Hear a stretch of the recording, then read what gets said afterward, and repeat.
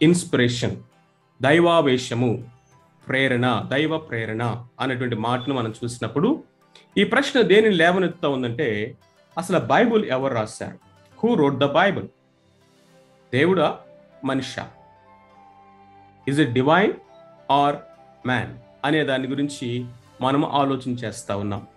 ఈ యొక్క దైవావేశాన్ని గురించి అన్నప్పుడు మనం బైబిల్లో 2 అతి ప్రాముఖ్యమైనటువంటి వాక్య భాగాలని మనము ధ్యానం చేస్తా ఉన్నాం.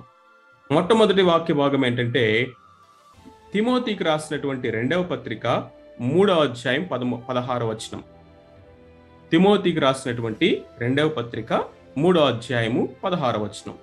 ఆ వచనం ఏమి సెలవిస్తుందంటే, దైవజనుడు సన్నద్ధుడై ప్రతి సత్కార్యమునకు పూర్ణముగా సిద్ధపడి ఉండునట్లు దైవావేశం వలన కలిగిన ప్రతి లేఖనమును ఉపదేశించుటకును, ఖండించుటకును, తప్పుదిద్దుటకును, నీతి యందు శిక్ష వేయుటకును ప్రయోజనకరమై ఉన్నది. All scripture is given by the inspiration of God. అక్కడ మీరు పట్టుకోవాల్సినటువంటి పదం ఏంటంటే, దైవావేశము వలన కలిగిన ప్రతి లేఖనము. All scripture which is inspired by God అన్నటువంటి వర్డ్. 2వ వాక్య భాగము. ఈ 2 వాక్య భాగాలు చూసిన తర్వాత వాటి వివరణలోనికి మనము వెళ్దాం. రెండవది, why we believe that the Bible is inspired. ఏ విధంగా మనము దేవుని యొక్క వాక్యము అని పిలువబడుతున్నటువంటి యొక్క బైబిల్ గ్రంథం అనేది దైవావేశం వలన కలిగినటువంటి లేఖనం అని మనము చెప్పగలుగుతాము. పేతురు రాసినటువంటి 2వ పత్రిక 1వ అధ్యాయము 20-21 వచనాలు మనం చూసినట్లయితే, ఒకడు తన ఊహను బట్టి చెప్పుట వలన లేఖనములో ఏ ప్రవచనము పుట్టదని మొదట గ్రహించుకొనవలెను. ఏలైనగా ప్రవచనము ఎప్పుడూ కూడా మనిషిని ఇచ్చని బట్టి కలుగలేదు, కానీ మనుషులు పరిశుద్ధాత్మ వలన ప్రేరేపించబడిన వారై దేవుని మూలముగా పలికిరి. ఇక్కడ మనము జాగ్రత్తగా పరిశీలించాల్సినటువంటి మాట ఏంటంటే, మనుషులు దేవుని పరిశుద్ధాత్మ మూలముగా ప్రేరేపించబడిన వారై పలికిరి. పరిశుద్ధాత్మ మూలముగా ప్రేరేపించబడినటువంటి వారై పలికిరి అనేటువంటి మాట. So they are carried along by the Holi spirit. ఇక్కడ 2 ప్రాముఖ్యమైనటువంటి మాటలు మనం చూస్తా ఉన్నాం. మొట్టమొదటిదేమో వారు దైవావేశం వలన కలిగినటువంటి లేఖనము అంటున్నాడు. రెండవది, లేఖనము ఎప్పుడూ కూడా మనుషుల యొక్క మదిలో నుంచి కానీ, వారి ఊహల్లో నుంచి కానీ, వారికి కలిగినటువంటి జ్ఞానములో నుండి కానీ అది ఎప్పుడూ పుట్టలేదు. ఎందుకంటే ప్రవచనము అంటే దేవుని యొక్క లేఖనము అది మనుషులు పరిశుద్ధాత్మ వలన ప్రేరేపించబడిన వారై దేవుని మూలముగా పలికిరి. దైవావేశము అన్నటువంటి దానికి ఒక సంపూర్ణమైనటువంటి అర్థము, భావము, నిర్వచనము ఈ మాటలో ఇక్కడ మనం చూస్తున్నాం. పరిశుద్ధాత్మ వలన ప్రేరేపించబడిన వారై దేవుని మూలముగా. The origin of the scripture is God himself, and the means of the scripture or the revelation is the inspiration of the Holy Spirit. They are carried along by the Holy Spirit. దేవుని యొక్క ఆత్మ మూలముగా వారు పలికారు అనేటువంటి మాటను మనము ఇక్కడ చూస్తా ఉన్నాము. సో మరలా ఆ ప్రశ్న దగ్గరికి మనం వద్దాం. Who wrote the Bible? Is it divine book or a human book? ఎవరు ఈ యొక్క గ్రంథాన్ని రాశారు?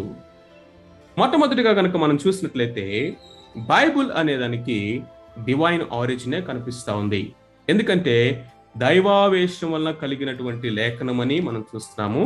రెండవది, దేవుని మూలముగా అన్నటువంటి మాటని అక్కడ మనం చూసాం. మూలము ఎవరు? సోర్స్ ఎవరు అంటే గాడ్ హిమ్సెల్ఫ్.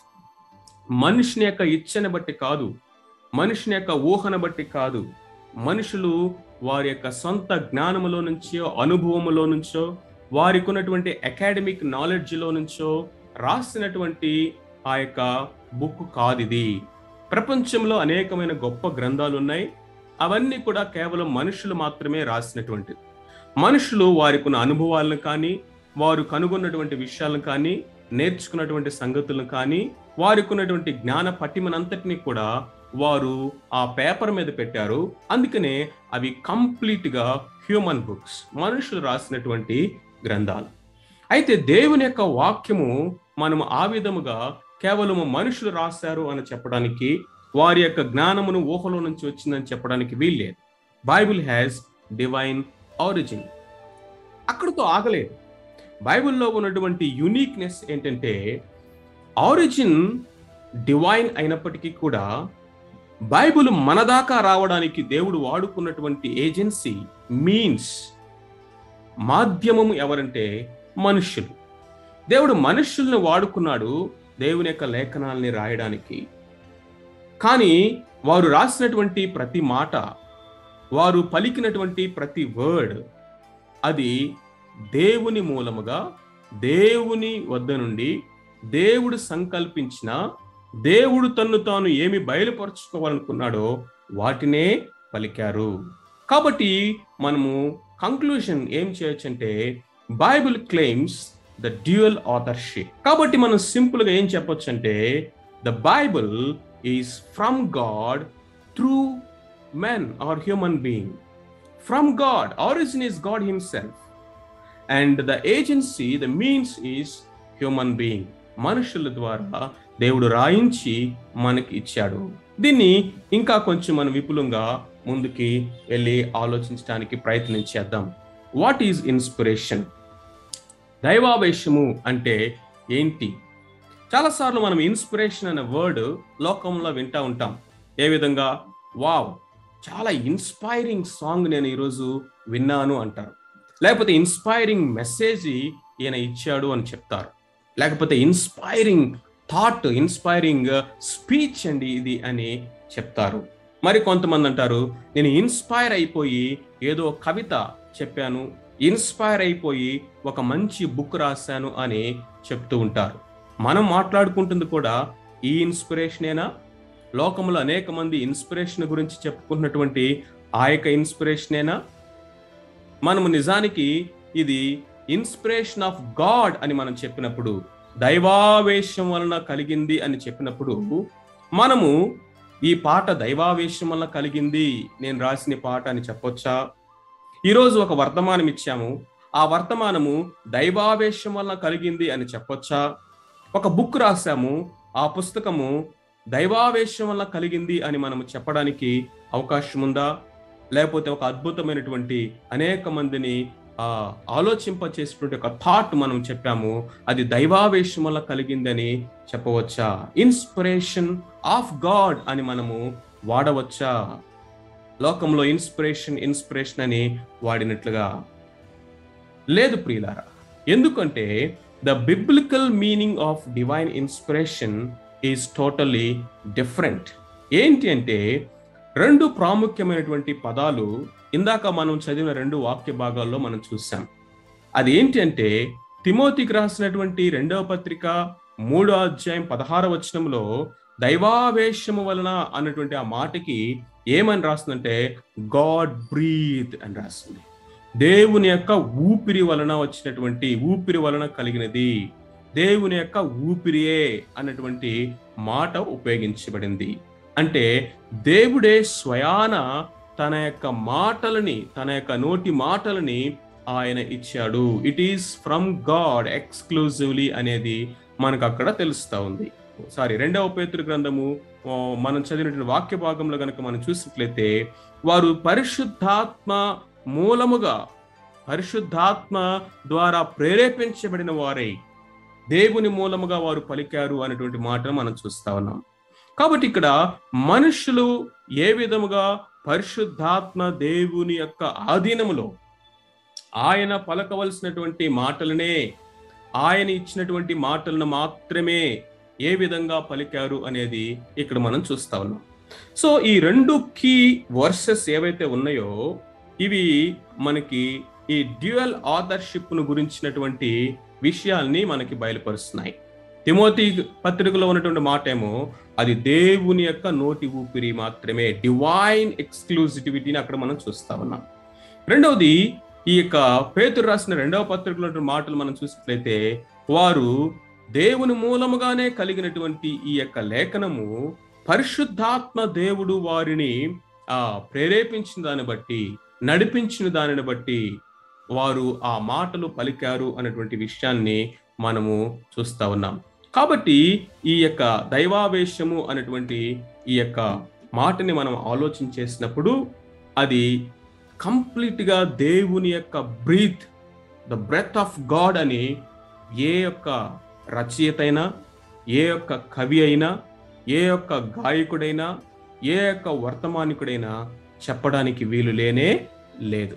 ఎందుకంటే మన యొక్క వర్తమానాలు కానీ, వాక్యం గురించి మనం పాడే పాటలు కానీ, లేకపోతే రాసేటువంటి కవితలు ఇవన్నీ కూడా దేవుడు ఆల్రెడీ బయలుపరిచినటువంటి దేవుని వాక్యమును తీసుకొని దానిని మనం రిఫ్లెక్ట్ చేయడానికి మనం ప్రయత్నం చేస్తా ఉన్నాం. కానీ అది కంప్లీట్గా దైవావేశం వల్ల కలిగినది అని మనం చెప్పడానికి వీల్లేదు.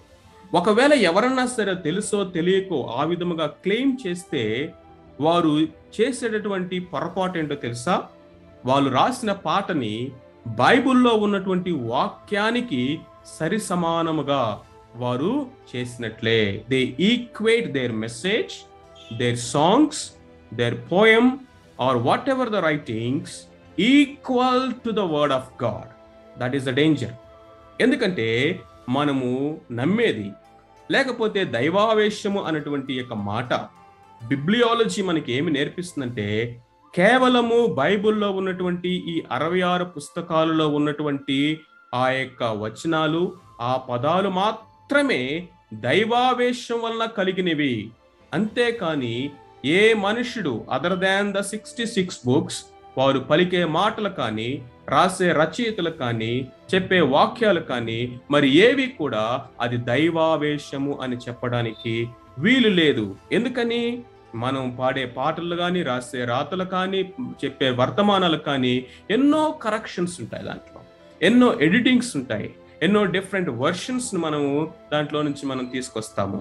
మరి బైబిల్ ఆ విధంగా ఎడిషన్ కానీ, కరెక్షన్స్ కానీ, ఎర్రర్స్ కానీ, ఫ్యాలసీస్ కానీ లేవు కదా. కాబట్టి ఈ యొక్క ఇన్స్పిరేషన్ అనేటువంటి వర్డ్ ని మానవుని యొక్క రచనలకు కానీ, వాక్యాలకు కానీ, పాటలకు కానీ మనము వాడడానికి వీల్లేదు. సో కాబట్టి we take the inspired word of God and we preach from it with the illumination of God. ఇది రైట్ అండర్స్టాండింగ్.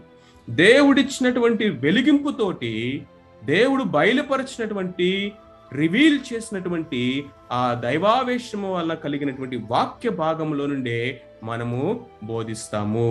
కాబట్టి what we need is a fresh illumination, a new illumination, not a new inspiration or not a new revelation.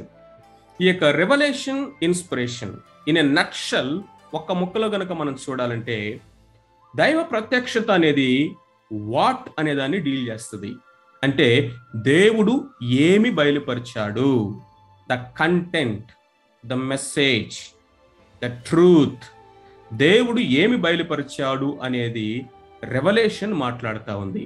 మరి inspiration ఏం మాట్లాడుతుందంటే how, దేవుడు ఏదైతే బయలుపరిచాడో ఆయన ఏ విధంగా బయలుపరిచాడు, the carrier, the method, the means ఏంటి అనేది ఇన్స్పిరేషన్ మాట్లాడుతూ ఉంది. When the revelation deals with what, which is the content and the message of the revelation, inspiration deals with how, the carrier or the method or the means of the revelation. ఇప్పుడు inspiration అనేటువంటి మాటకి అర్థం ఏంటంటే దేవుడు తన్ను తాను బయలుపరుచుకున్నాడు దైవ ప్రత్యక్షత ద్వారా. అది న్యాచురల్ కావచ్చు, లేకపోతే స్పెషల్ రెవల్యూషన్ కావచ్చు. దేవుడు తను తాను ఏదైతే రెవల్యూషన్ ద్వారా ఆయన బయలుపరుచుకున్నాడో దాన్ని, ఆ బయలుపరుచుకోవాలనుకున్నటువంటి ఆ యొక్క రెవల్యూషన్ ని ఇప్పుడు పరిశుద్ధాత్మ దేవుడు మానవుని యొక్క మనసులో, హృదయములో, తలంపుల్లో ఆ రెవల్యూషన్ ని పెట్టాడు.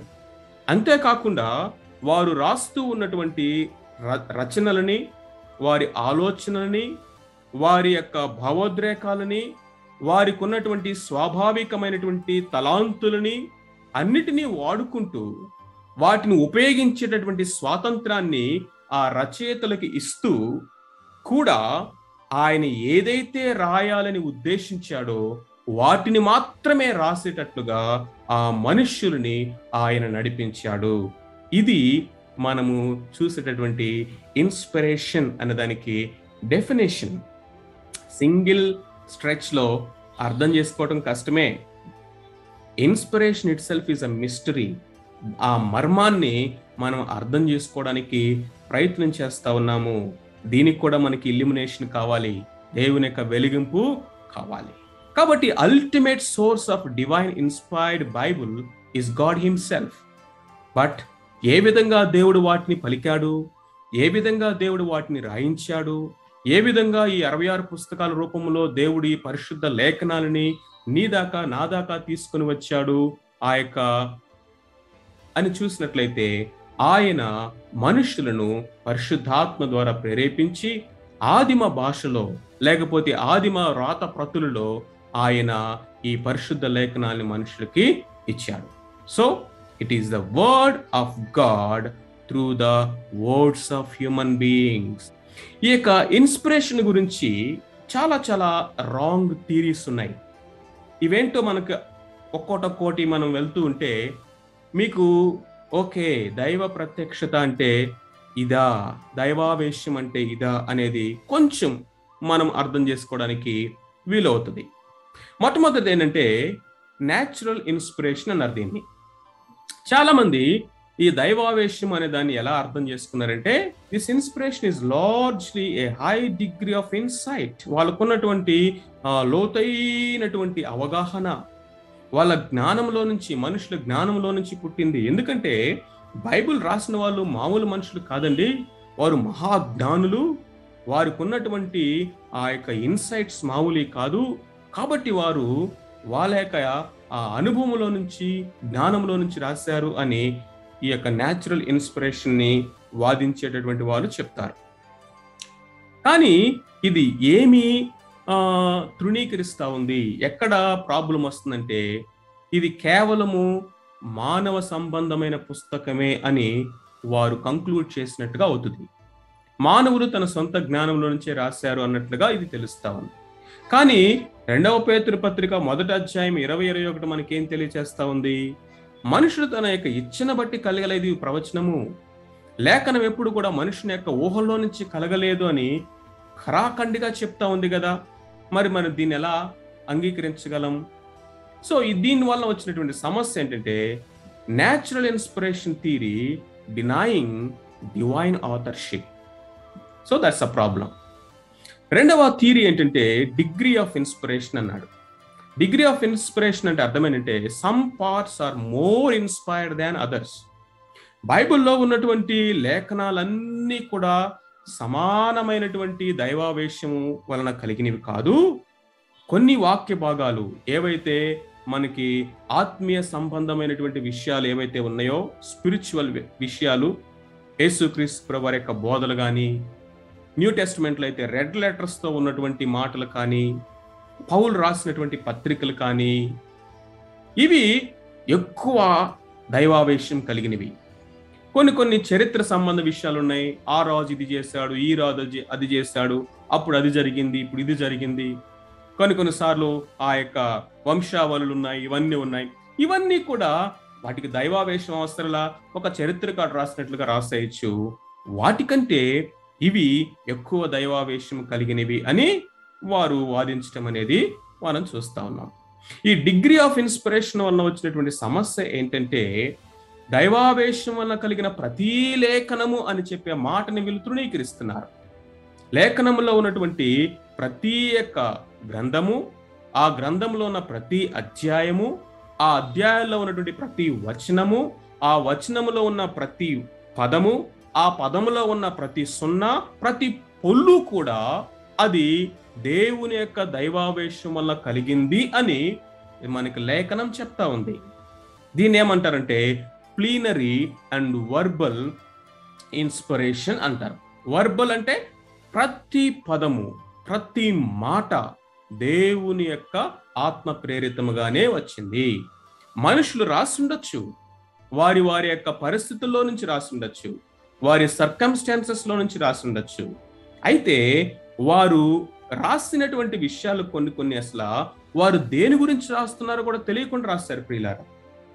పేతురు మొదటి పత్రికలో మొదటి అధ్యాయంలో అంటాడు, ఈ పూర్వముండినటువంటి ప్రవక్తలు ఏ సంగతుల గురించి ఏ కాలముల గురించి రాశారో వాటి యొక్క భావం ఏంటో వారు ఎరగకనే వాటిని రాశారట.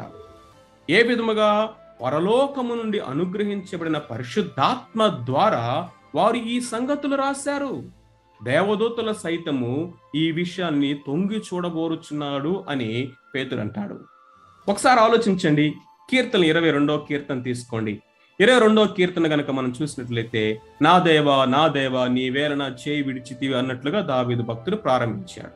నిజానికి ఆయన రాసినటువంటి ఆ యొక్క కీర్తనలో చూసినట్లయితే తన జీవితంలో కూడా ఎడబాటు అనేది, శ్రమ అనేది, మనుషులు విడిచిపెట్టడం అనేది, ఆయన్ని అవమానపరచడం అనేది, అనేక మంది ఆయన్ని బాధపరచడం అనేటువంటి ఈ అనుభవాలన్నీ ఉన్నాయి.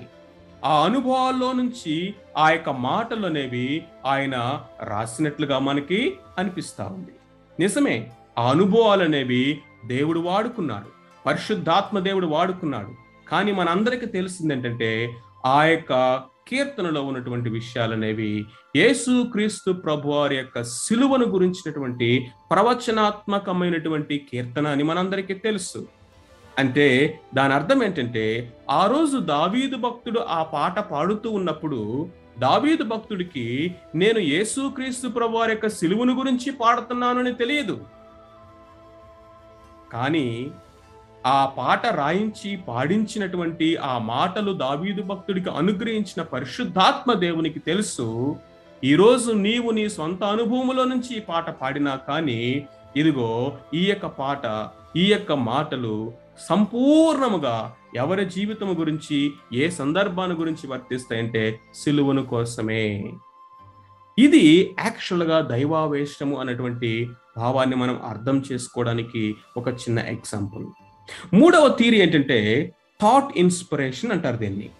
థాట్ ఇన్స్పిరేషన్ అంటే వీళ్ళు ఏం చెప్తారంటే, దేవుడు వారికి ఒక కాన్సెప్ట్ ఇచ్చాడంతే, ఒక థాట్ వాళ్ళ మైండ్లో పెట్టాడు. ఇక మీ ఇష్టం, మీరు ఏ పదాలు ఉపయోగించుకుంటే ఉపయోగించుకోండి, ఏ ఎక్స్ప్రెషన్ ఉపయోగిస్తే ఆ ఎక్స్ప్రెషన్ ఉపయోగించండి, ఎలా రాయాలనుకుంటే అలా రాయండి, వాటితో నాకు సంబంధం లేదు, ఈ థాట్ మీరు కన్వే చేస్తే చాలు అన్నట్లుగా కొంతమంది దీన్ని బోధిస్తారు. మనలో కూడా చాలా మంది ఇన్స్పిరేషన్ అంటే ఇదేనేమో అనుకుంటారు చాలా మంది. నో, ఒకవేళ ఇదే సత్యమైతే ఇది ఏ యొక్క కాన్సెప్ట్ ఆఫ్ ఇన్స్పిరేషన్ ని, ఏ సత్యాన్ని తృణీకరిస్తుందంటే వర్బల్ ఇన్స్పిరేషన్. అంటే ప్రతి మాట థాట్ ఇన్స్పిరేషన్ కాదు. ఇది దేవుడు ఒక కాన్సెప్ట్ ఇచ్చి రాయమనలేదు.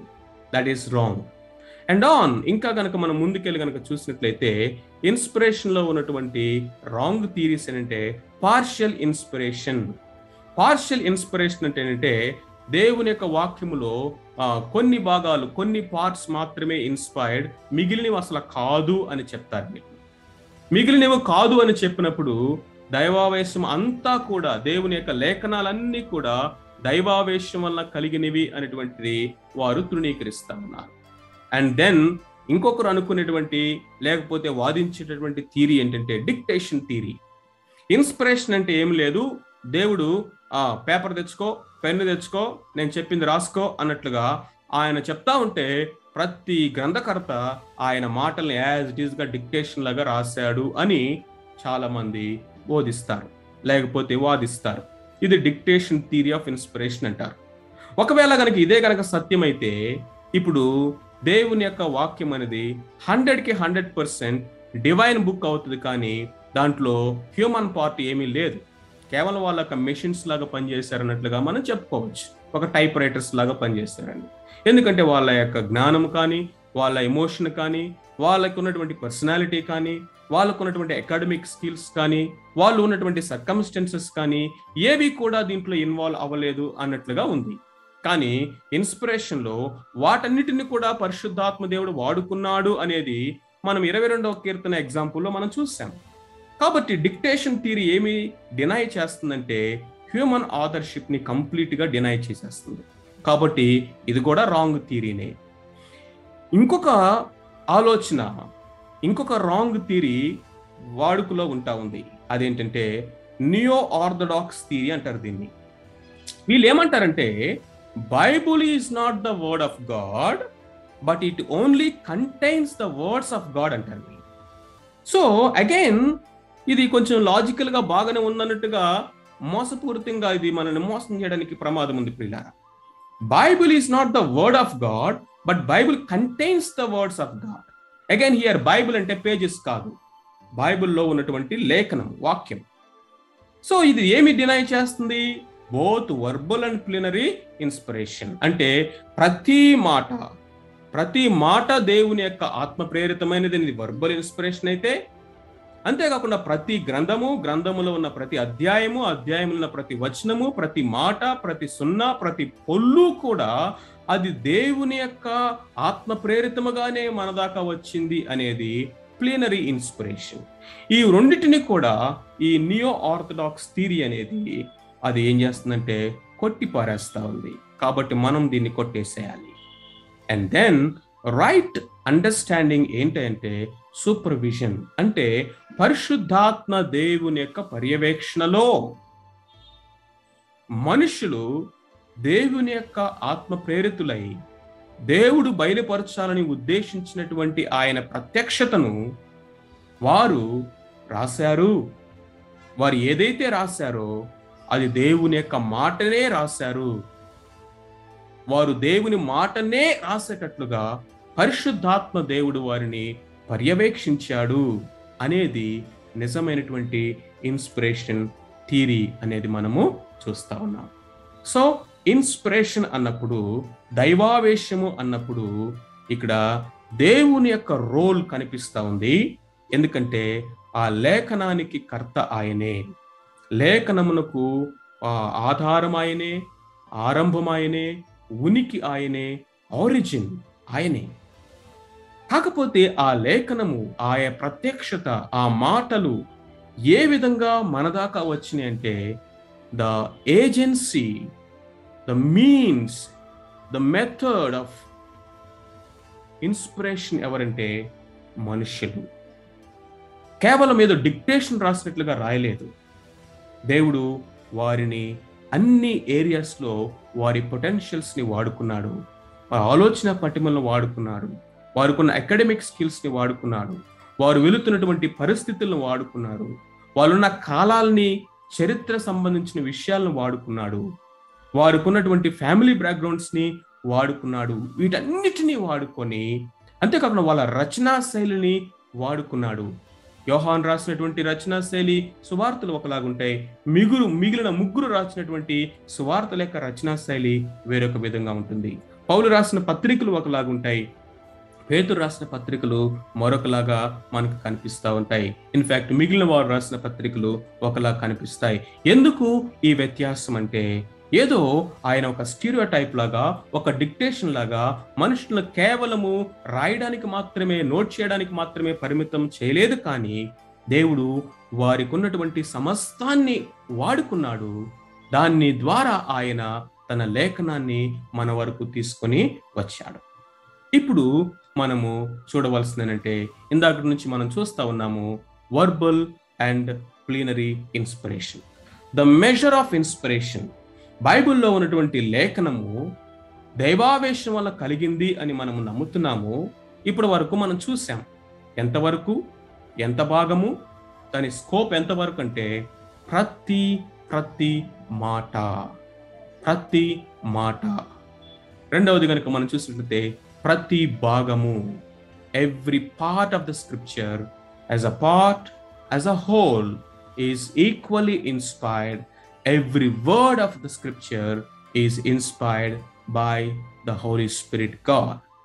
So the scope and the measure of the inspiration ఏంటంటే verbal inspiration and the plenary inspiration. Plenary అంటే మొత్తముగా, verbal అంటే ప్రతి మాట అని మనము చూస్తా ఉన్నాం. సో ఇక్కడ మనం ఒక చిన్న కంక్లూషన్ చేయడానికి ప్రయత్నించేద్దాం.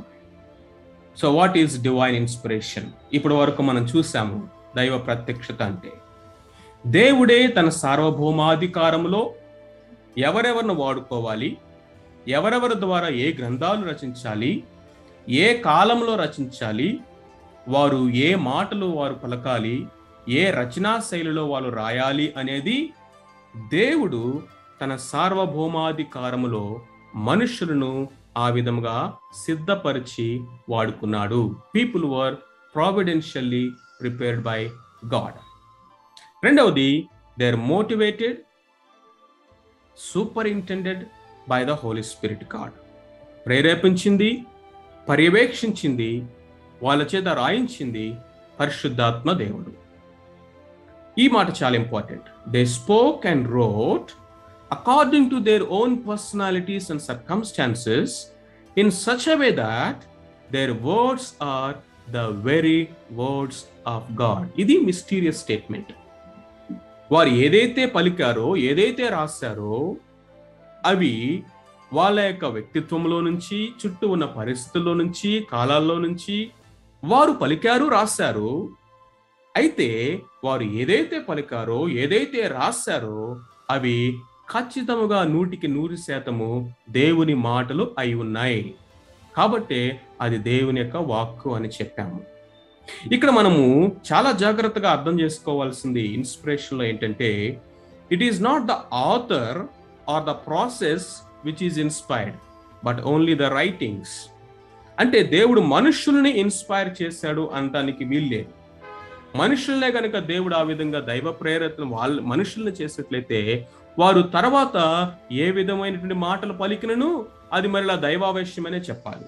నో, ఆ పర్టికులర్ టైంలో ఆ పర్టికులర్ రెవల్యూషన్ని దేవుడు పలికించాల్సి వచ్చినప్పుడు వారు ఆ మాటల్ని పలికారు. ఆ తర్వాత ఇందాక చెప్పినట్లుగా కొన్నిసార్లు వాళ్ళు ఏమి పలికారో కూడా వాళ్ళకి తెలియకుండానే వారు పలికారు. And after that their words are not inspired. వాళ్ళు పలికిన ప్రతి మాట ఇన్స్పైర్డ్ కాదు. దేవుడు పలికించినటువంటి ఆ మాటే ఇన్స్పైర్డ్, వాటినే రాయించాడు. కాబట్టి ఇప్పుడు మనము ఇన్స్పైర్డ్ అనేటువంటి వర్డ్ మనుషులకు వాడకూడదు, ప్రాసెస్కి వాడకూడదు. దేనికి వాడాలంటే కేవలము వాళ్ళు రాసినటువంటి మాటలు, లేకపోతే ఆ పదాలు, ఆ రైటింగ్స్ ఏవైతే ఉన్నాయో అవి మాత్రమే inspired. So here is a conclusion definition of inspiration. Inspiration is a mysterious process by which the divine causality worked through the human prophets without destroying their individual personalities and style to produce divine authoritative and inerrant writings. అంటే దేవుడు ఈ యొక్క దైవ ప్రేరణ వలన ఏం చేశాడంటే, ఒక మర్మయుక్తమైనటువంటి కార్యము ద్వారా దేవుడు మనుషులని వాడుకున్నాడు. ఎలా వాడుకున్నాడు? వారి యొక్క వ్యక్తిగతమైనటువంటి ఇండివిడ్యువాలిటీని దేవుడు డిస్ట్రాయ్ చేయకుండా, వాళ్ళు రాసేటటువంటి యొక్క స్టైల్ ఆఫ్ రైటింగ్ని దేవుడు కొట్టిపారేయకుండా, దేవుడు ఆయన రాయించాలనుకున్నటువంటి దైవ ప్రేరితమైనటువంటి లేఖనము ఏదైతే దైవ శక్తి, అధికారము కలిగినటువంటి ఆ లేఖనము ఏదైతే ఏ పొరపాటు లేనటువంటి లేఖనం ఉంటుందో దాన్ని ఆయన మనుషుల చేత రాయించాడు. ఇది ఒక మిస్టీరియస్ ప్రాసెస్. సో మనము డివైన్ రెవల్యూషన్ అంటే ఏంటో చూసాము, డివైన్ ఇల్యూమినేషన్ అంటే ఏంటో చూసాము, మూడవది డివైన్ ఇన్స్పిరేషన్ అంటే ఏంటో మనం చూసాము.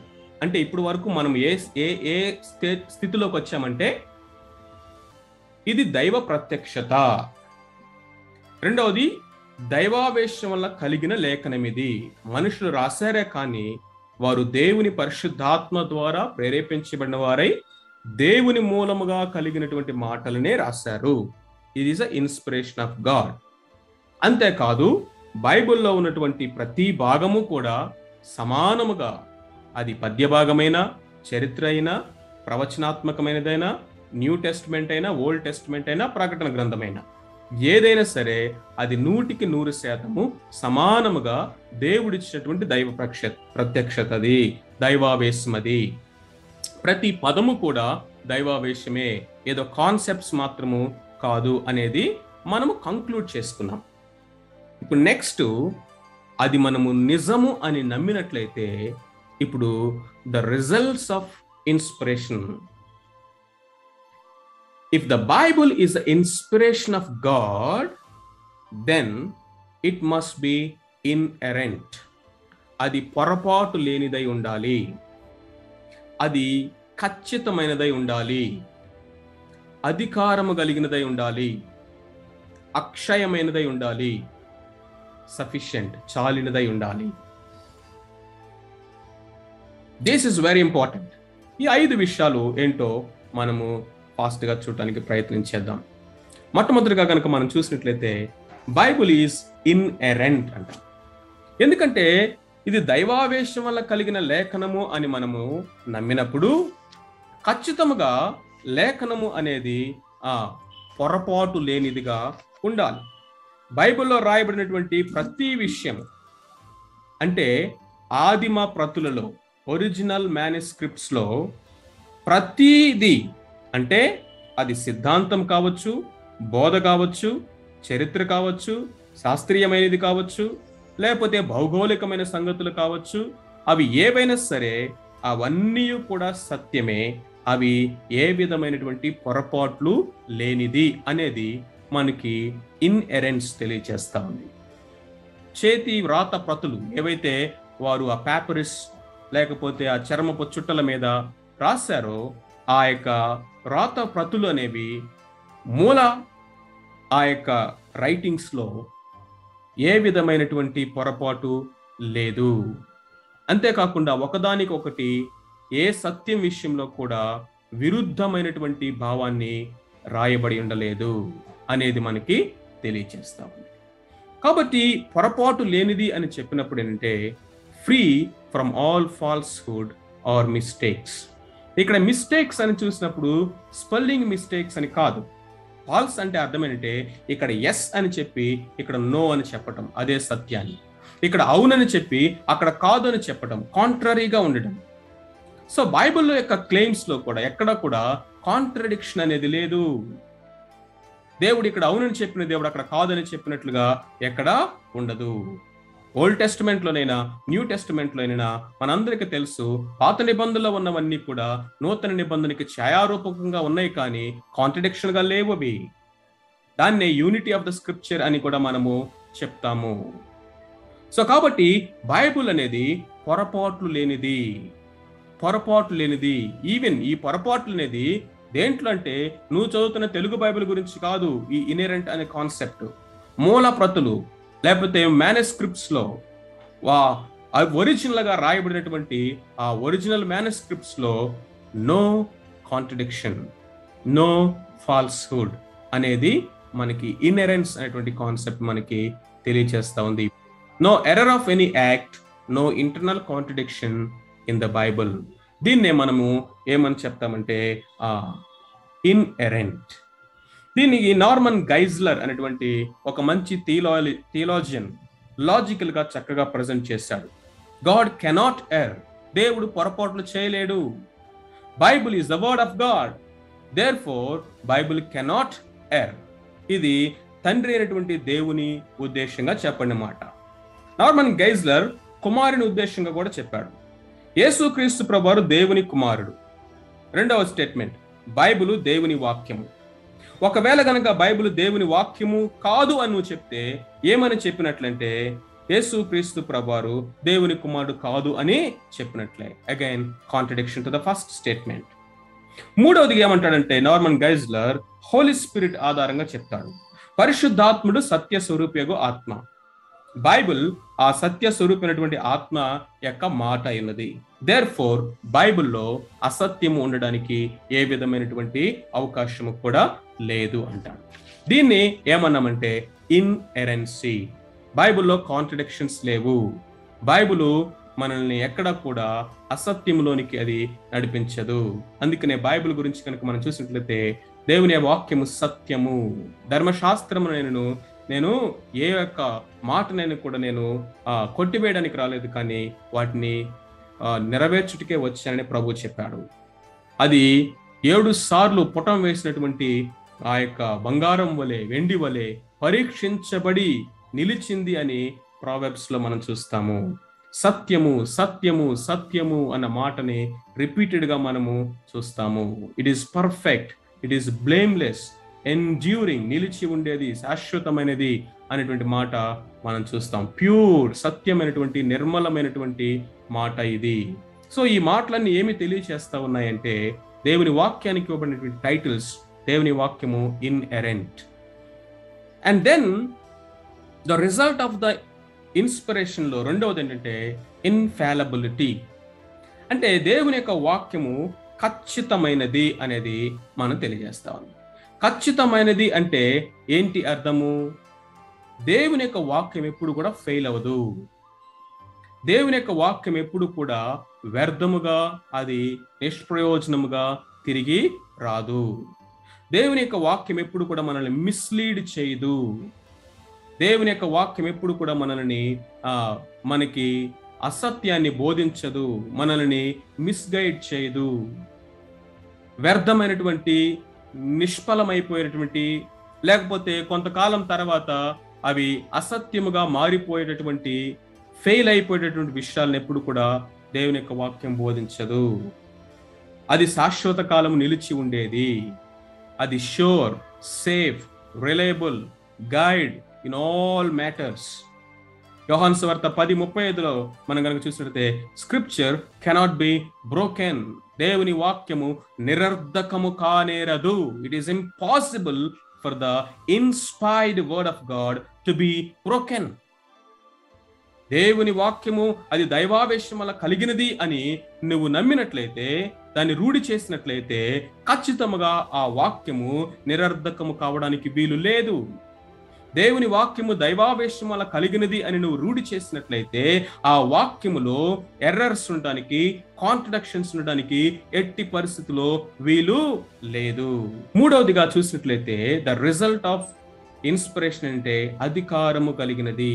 అధికారము కలిగినది, అథారిటీ ఆఫ్ ద స్క్రిప్చర్. ఈ authority of the scripture again మనము లాజికల్ గా ఆలోచన చేసినట్లయితే, scripture is the word of God. ఎందుకంటే ఇన్స్పిరేషన్ అదే చెప్తుంది. The words of God are authoritative. దేవుని యొక్క మాటలు అనేవి అధికారము కలిగినవి. Therefore conclusion, scripture is authoritative. దేవుని యొక్క లేఖనం అనేది అధికారము కలిగినది. ఏమి చెప్తా ఉంది అధికారం అంటే? మొట్టమొదటి ఏంటంటే, లేఖనములోని ప్రతి మాట దేవుని యొక్క మాటయే. That is inspiration. అగ్రీ. రెండవది కనుక మనం చూసినట్లయితే, లేఖనము నమ్మకపోవటము అంటే మరి దేవుని నమ్మకపోవటమే కదా. మరి దేవుని యొక్క వాక్యమునకు అవిధేయత చూపించటం అంటే దేవునికి అవిధేయత చూపించటమే కదా. So disbelief of the scripture is nothing but doubting God. Disobedience to the scripture is nothing but disobedience to God. ఎందుకు అంటే, లేఖనంలో ఉన్న ప్రతి మాట అది దేవుని మాట. దేవుని మాటకి నేను అవిధేయత చూపిస్తాను, కానీ దేవునికి మాత్రం విధేయత చూపిస్తాను అని చెప్పగలవా? నేను ఎప్పుడూ దేవునికి విధేయత చూపిస్తానండి, కానీ ఆయన మాట మాత్రం నేను వినను అని ఎవరైనా అంటారా? లేఖనములో ఉన్న ప్రతి మాట దేవుని మాట అయినప్పుడు, దేవుని యొక్క మాటను నమ్మకపోవటము దేవుని నమ్మకపోవటమే. దేవుని యొక్క మాటకు లోబడకపోవటము దేవుణ్ణి ధిక్కరించటమే. కాబట్టి ఈ అధికారం ఎలాంటిదంటే, ఎవరో ఇచ్చింది కాదు, పొందుకున్నది కాదు. It is the original authority, because it is authority of God. రెండవది, ఈ లేఖనాల యొక్క అధికారం అనేది మార్చజాలనేటువంటిది. ఎవరు మార్చలేరు, మారదు. ఈ అధికారం మారదు. మనుషుల్ని బట్టి మారదు, కాలాన్ని బట్టి మారదు, కల్చర్ని బట్టి మారదు, దేశాలను బట్టి మారదు. వాళ్ళు తెల్లవాళ్ళని వాళ్ళకొకటి, వీళ్ళు నల్లవారని వీళ్ళకి ఒక అధికారాన్ని దేవుని యొక్క వాక్యము కలిగి ఉండదు. మార్చలేనటువంటి అధికారము. అంతేకాకుండా it is a unique and exclusive authority. ఈ అధికారానికి మరి ఏ అధికారాన్ని కూడా సమానం చేయడానికి వీలు లేనే లేదు. అంతేకాకుండా పర్మనెంట్ అథారిటీ, శాశ్వతమైన అధికారము. అల్టిమేట్ అథారిటీ, అంతిమ అధికారము. ఆబ్లిగేటరీ, తప్పనిసరిగా ఇక ఆప్షన్స్ లేకుండా లోబడాల్సిన అధికారము. లోబడకపోతే పర్యవసానముతో కూడినటువంటి అధికారం. Authority of the scripture. దేవుని యొక్క వాక్యము మన జీవితంలోని అన్ని ఏరియాస్ లో కూడా అధికారాన్ని ఇదిగో కోరుతూ ఉంది. యేసుక్రీస్తు ప్రభువారు కూడా దేవుని వాక్యం యొక్క అథారిటీని ఆయన పబ్లిక్ మినిస్ట్రీలోను, ఆ అనేక మంది వేసిన ప్రశ్నల్లోనూ, పాత నిబంధన గ్రంథంలో ఉన్నటువంటి వాక్య భాగాల్ని కోట్ చేసే విషయంలోనూ ఆయన లేఖనాల యొక్క అధికారాన్ని ఎత్తి చూపించాడు. ఆ అధికారానికి ఆయన కూడా లోబడి మానవుడిగా ఉన్నప్పుడు జీవించాడు. అంతేకాదు ప్రియులారా, దేవుని యొక్క వాక్యము శాశ్వతమైనది. శాశ్వతమగు జీవము గల వాక్యమూలముగా అక్షయమగు బీజం నుండి మీరు పుట్టింపబడిన వారని పేతురు రాసిన మొదటి పత్రిక 1:22 మనం చూస్తాము. అది ఎప్పుడు కూడా క్షయమై పోదు. ఆండ్రియన్ రోజర్స్ అనేటువంటి ఆయన ఏమనంటే, లేఖనాల యొక్క ఐక్యత అనేది ఇదిగో ఏదైతే ఉందో ఆ లేఖనాల యొక్క ఐక్యతే ఇది దైవావేశం వల్ల కలిగింది అంటానికి ప్రూఫ్. అంతకంటే గొప్ప ప్రూఫ్ ఇంకొకటి అవసరం లేదు అని చెప్తాడు.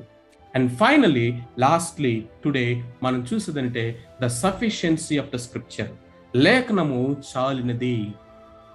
చాలినటువంటిది. ఏ విషయాల్లో చాలింది అంటే రక్షించుటకు రక్షణార్థమైనటువంటి జ్ఞానము కలుగు చేయుటకు ఇదిగో శక్తిగల పరిశుద్ధ లేఖనాలు అని తిమోతి పత్రికలో మనం చూస్తాము. అక్షయమగు బీజము దేవుని వాక్యం వలన మనం తిరిగి జన్మించాము. రక్షణ మాత్రమే కాదు, రక్షణలో ఎదుగుటకు దేవుని వాక్యము సఫిషియెంట్. నిర్మలమైన పాలు అనేటువంటి వాక్యమును అపేక్షించండి. ఎందుకు? రక్షణలో ఎదుగు నిమిత్తము. అంతేకాదు బోధించటానికి చాలినటువంటిది, అంతేకాకుండా మనల్ని ఖండించుటకు చాలినటువంటిది, తప్పుదిద్దుటకు చాలినటువంటిది, నీతి యందు శిక్ష విధించుటకు చాలినటువంటి వాక్యము. The Bible, the scripture is sufficient. దేవుడు మనకు కావలసినటువంటి సమస్తాన్ని, జీవమునకు భక్తికి కావలసిన సమస్తాన్ని దేవుడు మనకు అనుగ్రహించాడు. పేతురు అంటాడు తన యొక్క 2వ పత్రికలో, the Lord has given everything, his promises are enough, sufficient for life and godliness. Sufficient. And in conclusion, do not add or remove from it. అది దైవావేశమ కలిగిన లేఖనము మనిషిని ఇచ్చి నుండి పుట్టింది కాదు కాబట్టి, మనకు చాలినది కాబట్టి దానికి యాడ్ చేయడం కానీ తీసివేయడం కానీ చేయకూడదు. అంతేకాకుండా మనము మరి ఏ లేఖనాన్ని, ఏ విధమైనటువంటి గ్రంథాన్ని కూడా దేవుని వాక్యముతో సమానముగా తీసుకురావటం అనేది దేవదూషణతో సమానం. అంతేకాకుండా దేవుని వాక్యము కంటే ఎక్కువ గౌరవము దేనికి కూడా, ఎవరికి కూడా. మోర్మన్స్ చెప్తారు, వాళ్ళు ఏదో గ్రంథం తీసుకొస్తారు, ఇది కూడా దేవుని వాక్యంతో సమానమే అంటాడు.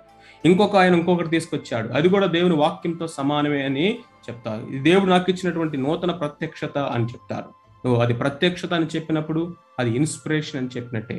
ఇన్స్పిరేషన్ అని చెప్పినప్పుడు దేవుని వాక్యంతో దాన్ని సమానంగా చేసినట్లే.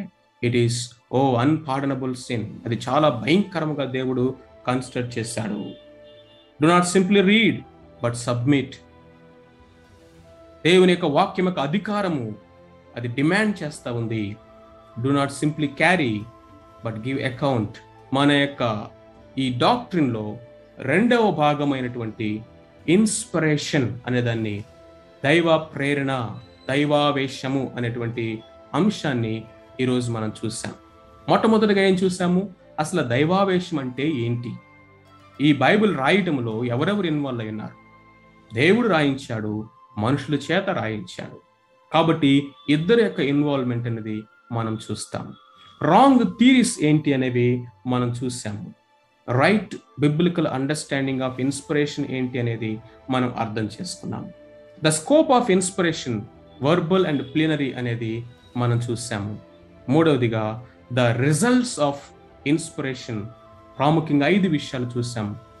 దేవుని యొక్క వాక్యం అనేది ఏ విధమైనటువంటి పొరపాటు లేనిది, ఇనరెంట్, ఖచ్చితమైనది, ఇన్ఫాలిబుల్. అంతేకాకుండా దేవుని యొక్క వాక్యాన్ని మనం చూసినప్పుడు అధికారము కలిగినది. దేవుని యొక్క వాక్యము అక్షయమైనది. దేవుని యొక్క వాక్యము శాశ్వత కాలం నిలిచి ఉండేది. దేవుని యొక్క వాక్యం అనేది ఇదిగో మన యొక్క జీవితంలో ఉన్నటువంటి అన్ని ఏరియాలో మనం జీవించుటకు సఫిషియంట్, సమృద్ధిగా చాలినది అనేది మనం చూస్తూ వచ్చాం. This is what actually the inspiration of the word of God. దైవావేశం వల్ల కలిగిన లేఖము. మీరు ఇప్పుడు చెప్పండి, ఇంత విన్న తర్వాత is it not a miracle? మీ చేతిలో ఉన్న బైబిల్ ఒక మిరకల్ కాదా?